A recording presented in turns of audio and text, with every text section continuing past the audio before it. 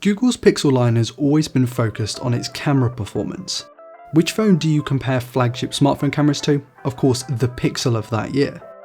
I very distinctly remember the first Google Pixel ad, and I also remember going to Currys to buy the smartphone in person. It's something I've never done for any smartphone before or since. The Pixel looked incredible, as did the photos it took. It's been 4 years since the original Pixel came out, and I want to take a look at how the camera stacks up in 2020, completely unbiased. I'm going to be taking photos with the Pixel over the next couple of weeks to capture the best photos I can on the latest software update, which I'll put here, but all you really need to know is it's based on Android 10.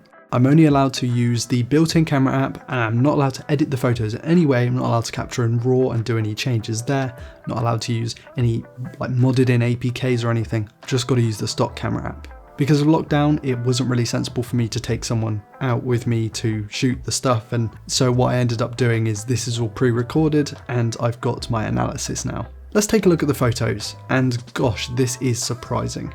Remember when I said that the Pixel is over 4 years old? Well, you wouldn't guess it based on the photos coming from this thing on the latest software, which by the way cannot go to Android 11.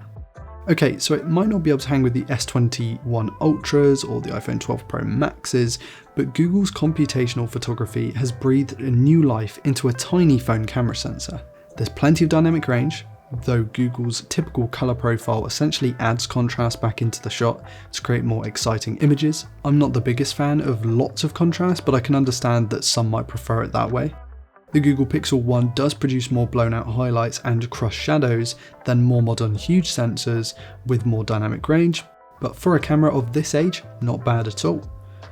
Sharpness is about what you'd expect from a 12 megapixel sensor. It's not crazily overdone in software, and the sensor isn't exactly the sharpest. It's funny, some arty types actually prefer softer images, so maybe those of you watching might prefer this over a modern Huawei or Samsung setup.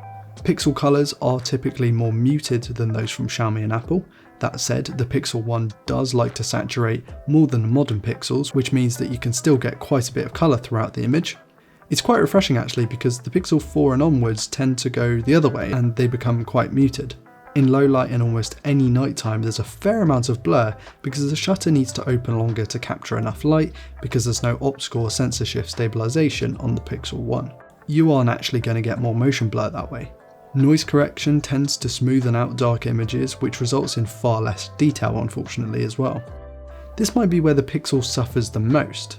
Of course, the Pixel 1's camera is not perfect, and the video isn't exactly great.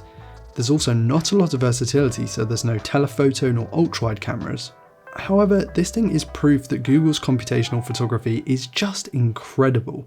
A device that is over 4 years old and cost £100 on eBay has no business taking photos that look this good.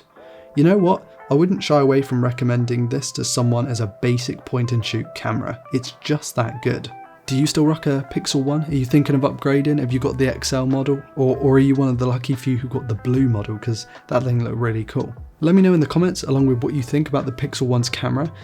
I will also leave a couple of links to some videos from Gary Explains and David Amell at Android Authority about how they compared the Pixel 1 to the Pixel 4 and Pixel 5 kind of cameras, because it's really not that far off. Like, yeah, there's more dynamic range in those images, but the whole other qualities are very, very similar.